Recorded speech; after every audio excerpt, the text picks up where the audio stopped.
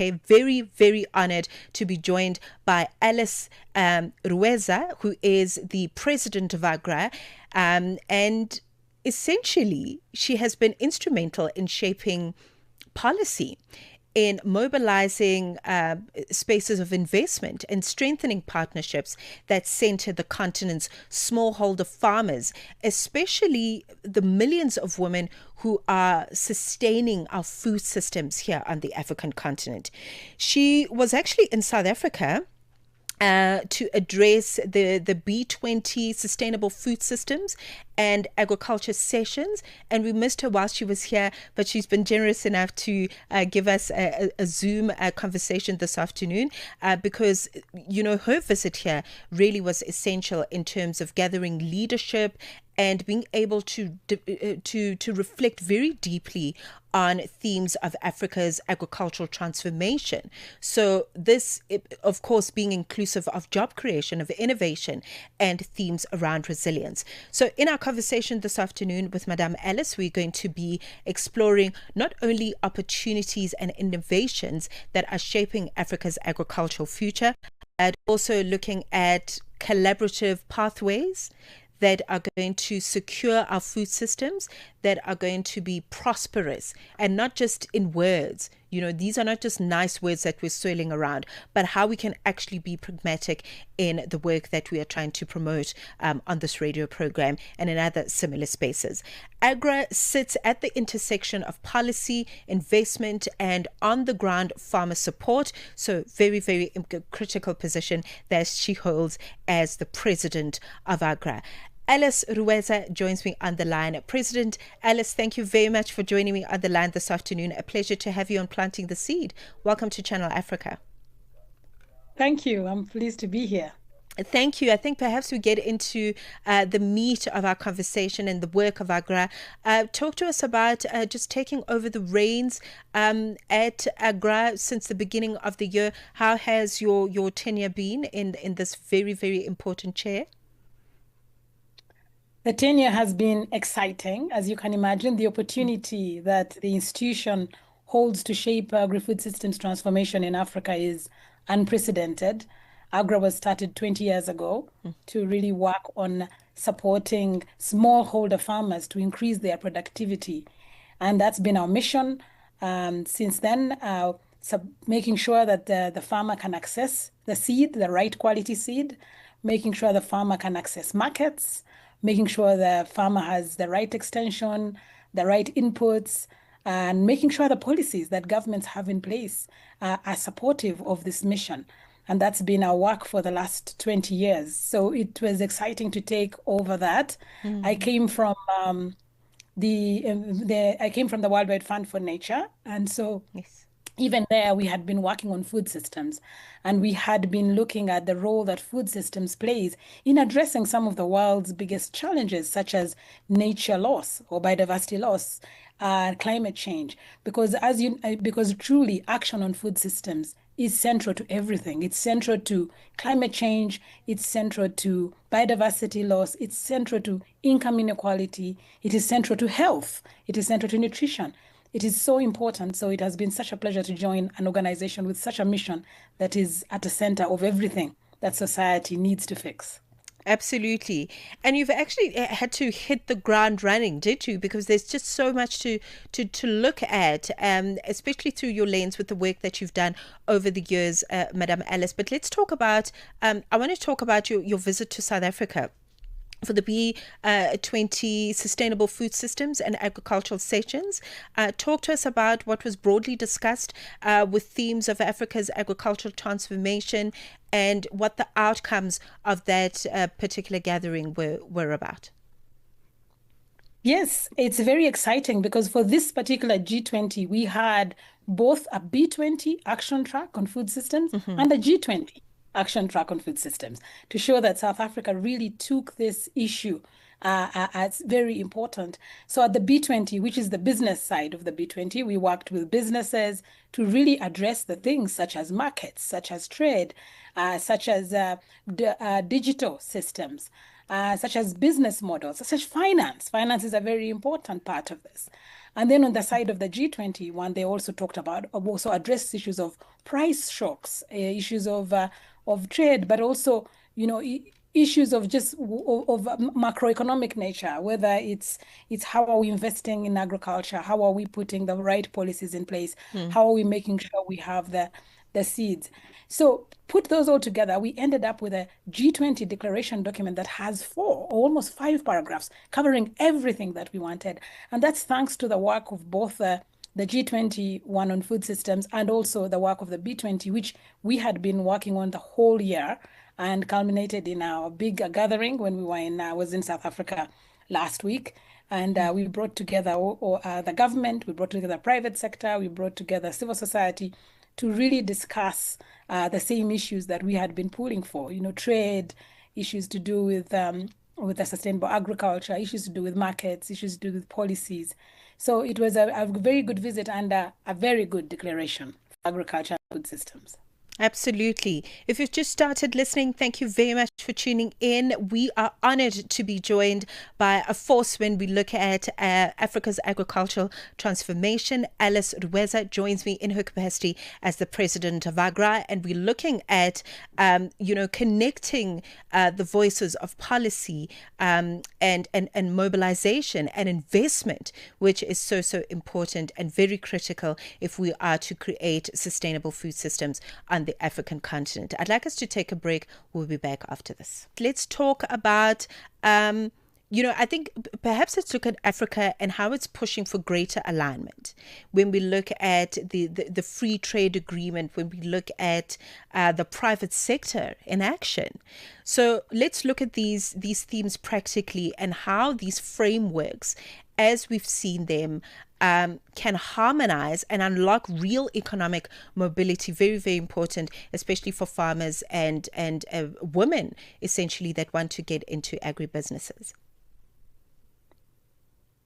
Yes, indeed. First and foremost, I think it's important to note that the sector itself is a 1 trillion sector. It's expected to reach 1 trillion by 2030, and it hasn't yet met its potential. So there's a lot of things that we need to do to make sure that we are meeting that potential, whether it's value addition, whether in how we trade, intra-Africa trade, which is what the Africa Continental Free Trade Area is, how we move the food from one corridor to another. The work on corridors is also important in this space. The infrastructure, the digital, how do you connect the places that need the food to the places that produce the food? How do we make sure everything that is produced is sold and it reaches the people who need it? How do we make sure we tackle the issue of post-harvest loss? Because Africa at the moment faces about 40% of post-harvest losses. And that's work that we are really addressing and the continent is addressing, and was also very much in the G20. And how do we support women who produce or more than 60% of what we produce, of what we eat and what we sell? Women who need to be at the table when decisions are made, women who need the right policies, women who need access to finance. Women struggle to get access to finance. Most banks do not want to lend to them. We need to make sure, some of the work that AGRA does is to make sure that women can access this finance, making sure we can de-risk the space so that banks can lend to women, provide insurance so that banks can lend to women. And then the youth, oh my God, that opportunity that we have with the youth, with a continent that is 60% under the age of 22. We are developing youth agripreneurs so that the youth are also really involved in this business. So really, when we talk about the Africa Continental Free Trade Area, that's what we mean. How do we make sure that there is movement and mobility, as you said, mobility of labor, but also mobility of goods and services, but also mobility of our food, the food that we produce, in value, the value addition is extremely important. Absolutely. Just on that point, and you mark so many important things around post-harvest losses and leveraging off of technology.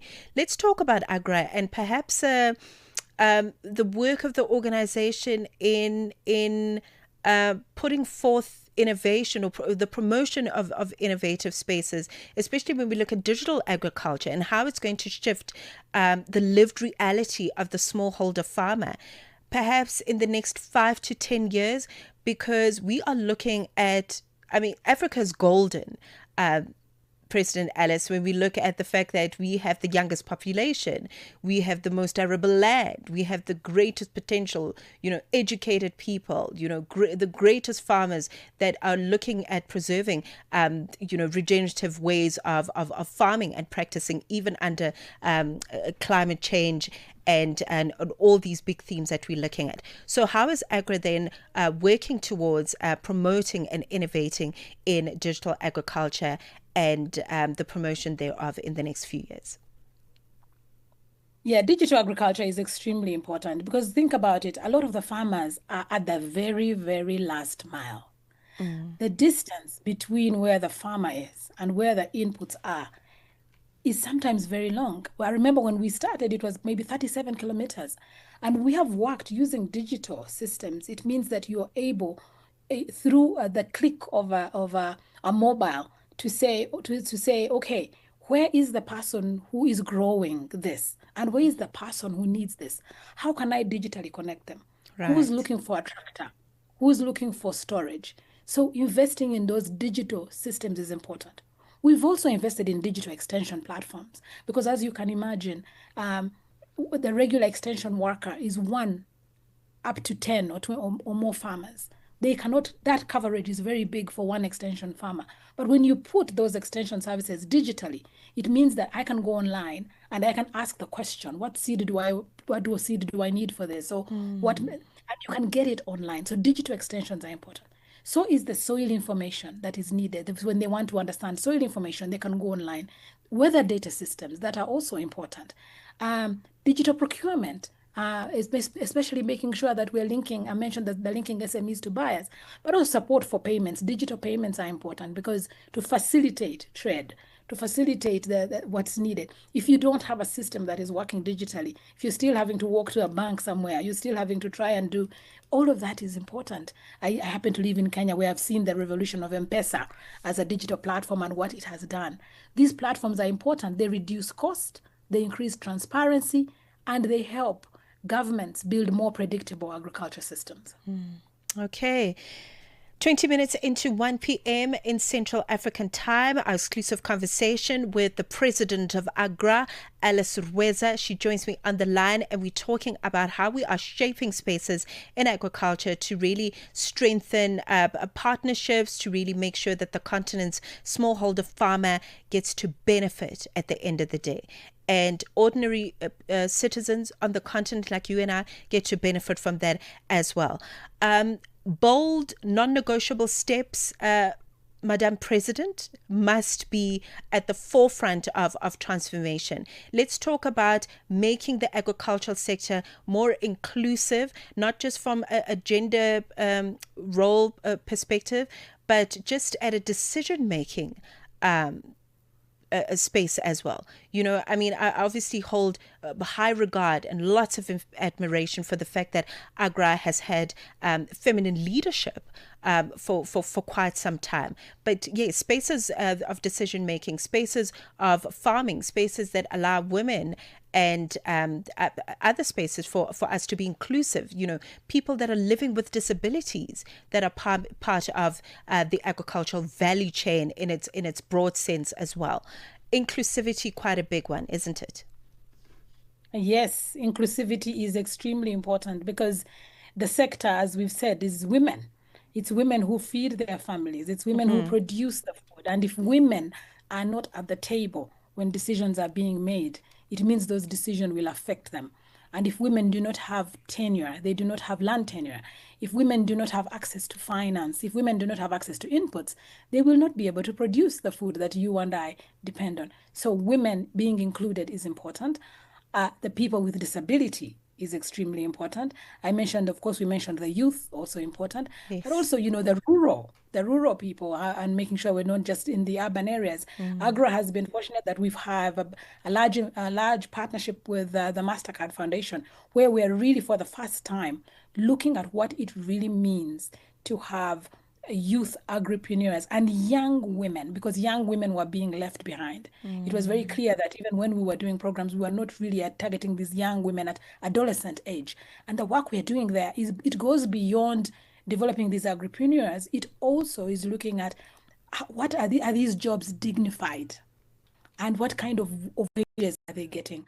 And how long term are they? Are they just short term? So we're really digging deep into this inclusivity beyond just inviting you to a meeting, but also about caring about how long term is your investment and how are you going to be more sustainable going forward.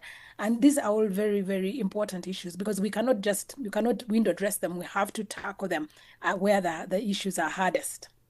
Okay, so we're looking at, just on your note around making the career part of things sustainable and getting young women and young people into the sector as early as we possibly can.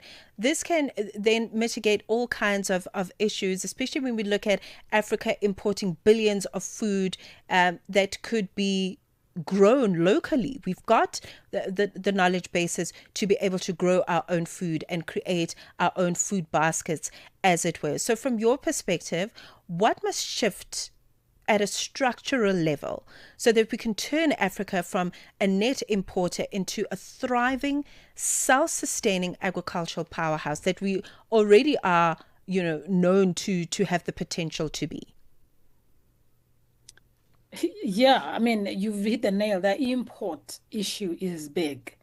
It's a continent that still has 60% of the world's arable land, but we're not producing enough. So what must shift is productivity. We need to make sure we are producing enough to feed ourselves and enough to export. We need Right. to shift that. So the productivity matters, but to get high productivity, you need access to seed. So access to seed, to the right seed at the right time is always going to be important and has always been a central part of what we do. The right seed, but also making sure there's a seed system because the seed on its own is not enough. We need to continue producing the seed. We need to make sure private sector is involved in commercializing and multiplying the seed so that we can make it available. We need to make sure that the farmers who need the seed can get it. So building market systems. Some of the work we do is just building agro dealer networks, people that we can put to reduce that distance between where the seed is and where the farmer is. We've put in small medium enterprises that are middlemen that make sure that the seed is accessed. The sustainable farming methods also matter. So the extension system I mentioned earlier matters. Having someone who can guide you and say, yes, this is the right input. You're not using too much fertilizer, for example, or too much pesticide. You're using just enough. You're planting the right seeds at the right time. You're doing all that matters. Access to markets matter because farmers are not going to adopt any seed, no matter how good it is, unless they are able to sell their products. So having markets and us working with markets and signaling markets really matters. Policies matter, and of course, inclusivity matter. Those issues, and more importantly, if we need to work at both the level of on the ground where you're actively doing things and supporting people, but you also need to work at the higher level, at the policy level, making sure that the policy and institutional frameworks are there because the right policies and the right institutional frameworks will provide stability, will attract private sector. Private sector will invest where they see stability. They will not invest if the policies work against them. They will not invest if they think tomorrow this is going to be gone. They need Right. to have that predictability, as we said. So the ecosystem strengthening, the policy strengthening is as important as providing that seed to the farmer and providing those trade markets to the farmer.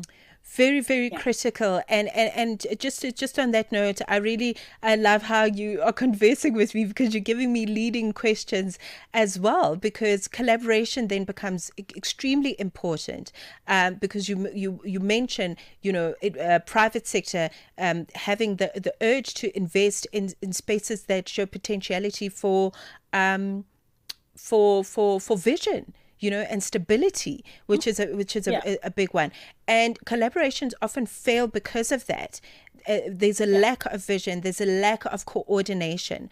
So organizations like AGRA then come in and assist in bridging those gaps. So talk to us about meaningful collaboration and bridging those gaps going forward.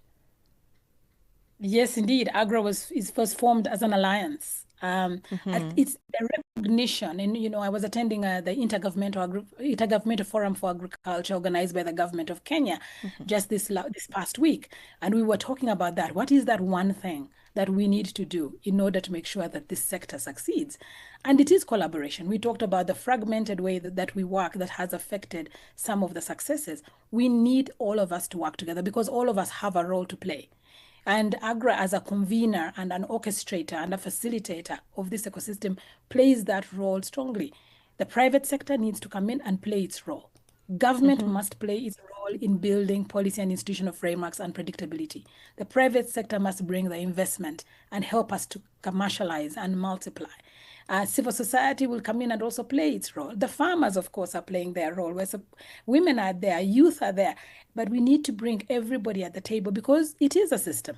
It is a systems approach. It is not one person working on their own. Like I said, you can have the right seed, you can produce the goods, but if you have nowhere to sell them, then you will be stuck with post-harvest losses of 40% or million. So you need to have the storage, the infrastructure needs to be there, the buyers need to be where they are, the producers are here, the markets are here. You need a functioning system with both government systems and market systems. And those need collaboration.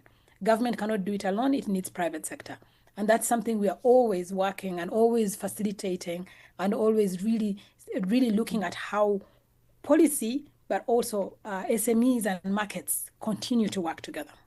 The year 2030 is a big one, Madam President. 2030, we're looking at, the eradication of hunger and so many other agendas that support the agricultural value chain, but also support transformation and sustainability on the African continent. So let's talk about that. Just your vision for the year 2030 and possibly beyond in terms of transforming African agriculture landscapes and doing it with confidence and really taking it upon ourselves not to look at other people's policies and other people's ways of doing things, but really being autonomous in how we are moving in the sector. Absolutely. 2030 is the magic year for the SDGs, for the Paris Climate Agreement, for the Global Biodiversity Framework, for almost everything. CADAP also. CADAP comes in and has some targets to meet by 2030. CADAP is, as you know, the Comprehensive Africa Agriculture Development Program. And Africa needs to take the lead. Africa needs to take the lead because I think, frankly, I believe Africa can feed itself and Africa can feed the world. Our cocoa is in the world's chocolates. Our shea butter is in the cosmetics. A food secure Africa is important for the rest of the world. Now, Africa needs to lead. There are things we haven't done as well that we need to do. And one area for me is how are we investing in a sector that produces 30% of our GDP and can even do more, in a sector that is the world's biggest, in Africa's biggest employer. We are not doing a good job there. From 30 years ago, when we started talking about every government should put 10% into this sector, we haven't achieved it fully. We still have, I know Kenya said this week they are doing 3.7%. And for a sector that produces 30% of their GDP, you can see that the maths doesn't add up. So we're going to need to see Africa take a stronger lead in investing in this sector. We're going to see Africa take a stronger lead in providing the policy and institutional frameworks that provide predictability so that the private sector can come in and invest, but also so that farmers are given that space and women have the right policies at the table and have the right access to finance. So I'm challenging our governments to take the lead in this space because I think with the government's lead, everybody else will come in. And it was really great to have that G20 declaration, an Africa-led G20 with clear Africa positions, but also Africa, the things that Africa care about were in that. Really huge congratulations to South Africa and to President Ramaphosa and all the G20 members who really placed Africa at the center and placed Africa needs in that G20 declaration, including for the agriculture and food systems. Absolutely. Alliance for a Green Revolution in Africa. I mean, that should tell you everything you need to know about AGRA. Just go on agra.org should you wish to acquaint yourself with the wonderful work of the organization as led by its president, Alice Ruhweza, who joins me on the line. Madam President, it has been a pleasure to connect with you. I think what's really significant for me and why I've been so excited to connect with you is to see how feminists are shaping a green revolution, whether it is in agriculture or it's other supporting fraternities in transformation, in business, in government. But what you have been able to do and how I have perceived you over the last several months is how you have brought humanity to policy. Because at the end of the day, we are dealing with human beings, we are dealing with spirits, we are dealing with people, and also just following the recent victory on the seed case in Kenya as well. Yes. That speaks to just how ancestral this work is, and you have been able to bridge that gap for us. It was an honor to connect with you. Thank you so much for the time and for the work that you do. All the best for the remainder of the year, and we hope to catch up with you again soon in the new year. Thank you so much for having me.